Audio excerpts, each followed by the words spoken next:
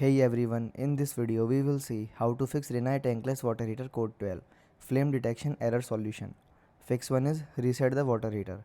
Turn the water heater off, then wait about 30 seconds. Then turn it back on. Run a hot water tap and check if the error returns. Second one is check the gas supply.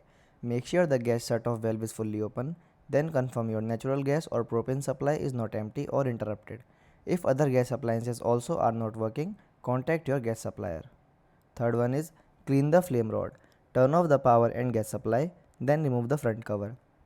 Locate the flame rod near the burner. Then gently clean it with fine sandpaper or a soft abrasive pad. Then reinstall it securely and restart the heater. Fourth one is inspect the vent pipe.